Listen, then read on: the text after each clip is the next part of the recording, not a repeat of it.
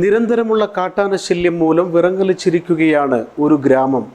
എറണാകുളം, ഇടുക്കി ജില്ലകളുടെ അതിർത്തി പങ്കിടുന്ന വനാതിർത്തിയോട് ചേർന്ന് കിടക്കുന്ന കാഞ്ഞിരവേലി എന്ന ഗ്രാമത്തിലെ കർഷകരുടെ ജീവിതം കാട്ടാനശല്യം മൂലം ദുരിതത്തിലായിരിക്കുകയാണ്. നിരന്തരമുള്ള കാട്ടാനശല്യം മൂലം വിറങ്ങലിച്ചിരിക്കുകയാണ് നേര്യമംഗലത്തിനടുത്തുള്ള കാഞ്ഞിരവേലി എന്ന ഗ്രാമം. ഇവരുടെ ഏക വരുമാന മാർഗമായ കൃഷിയാണ് കാട്ടാനക്കൂട്ടം തിന്നു നശിപ്പിക്കുന്നത്. കൃഷിനാശം സംഭവിച്ചവർക്ക് നഷ്ടപരിഹാരം ലഭിക്കുന്നില്ലെന്നും വ്യാപക പരാതിയുണ്ട്. എറണാകുളം, ഇടുക്കി ജില്ലാ അതിർത്തി പങ്കിടുന്ന വനത്തിനോട് ചേർന്ന് കിടക്കുന്ന പ്രദേശമാണ് കാഞ്ഞിരവേലി. വനത്താൽ ചുറ്റപ്പെട്ട ഈ ഗ്രാമം വന്യമൃഗശല്യം മൂലം വലിയ ദുരിതമാണ് അനുഭവിക്കുന്നത്. കൃഷിയാണ് ഈ പ്രദേശത്തുകാരുടെ ഏക വരുമാനം. പൈനാപ്പിൾ, വാഴ, റബ്ബർ, കപ്പ, തെങ്ങ് തുടങ്ങിയവയാണ് ഇവിടെ പ്രധാനമായും കൃഷി ചെയ്യുന്നത്. ആന, പന്നി, കുരങ്ങ് തുടങ്ങിയവയാണ് കാർഷിക വിളകൾക്ക് നാശം വരുത്തുന്നത്.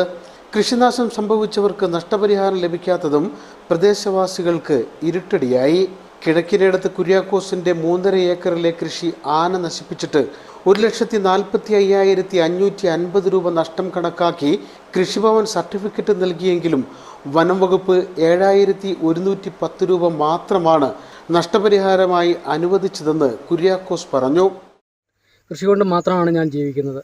ആ കൃഷിയിടത്തിൽ ആ കാട്ടാന കയറി കൃഷി മുഴുവൻ നശിപ്പിക്കുകയും ഞാൻ ആയതിന് നഷ്ടപരിഹാരത്തിന് വേണ്ടി കൃഷിഭവനിൽ ചെല്ലുകയും കൃഷി ഓഫീസർ സ്ഥലം സന്ദർശിച്ച നഷ്ടപരിഹാരം 1,45,550 രൂപ നഷ്ടപരിഹാരത്തിന് സർട്ടിഫിക്കറ്റ് തരികയും ആ സർട്ടിഫിക്കറ്റ് നേരെ കൊണ്ടുവന്ന് ഫോറസ്റ്റിൽ കൊടുത്തു കഴിഞ്ഞപ്പോൾ അവർ പറഞ്ഞു അക്ഷയ വഴിയാണത് സമർപ്പിക്കേണ്ടതെന്ന് പറയുകയും അക്ഷയ വഴി ആ സർട്ടിഫിക്കറ്റ് ഞാൻ സമർപ്പിക്കുകയും ഫോറസ്റ്റിൽ നിന്ന് റേഞ്ച് ഓഫീസറും ഡെപ്യൂട്ടി റേഞ്ചറും ഫോറസ്റ്ററും 2-3 ഗാർഡന്മാരും വന്ന എല്ലാ സംഭവങ്ങളും എണ്ണി തിട്ടപ്പെടുത്തി കണക്ക് ബോധ്യപ്പെട്ടു പോയിട്ടും DFOയ്ക്ക് ഫോർവേഡ് ചെയ്തപ്പോൾ DFO ആ നഷ്ടപരിഹാരം വെട്ടിക്കുറയ്ക്കുകയും 7,110 രൂപ നഷ്ടപരിഹാരം അനുവദിച്ചുകൊണ്ടുള്ള ഒരു ലെറ്റർ എനിക്ക് അയക്കുകയും ചെയ്തു.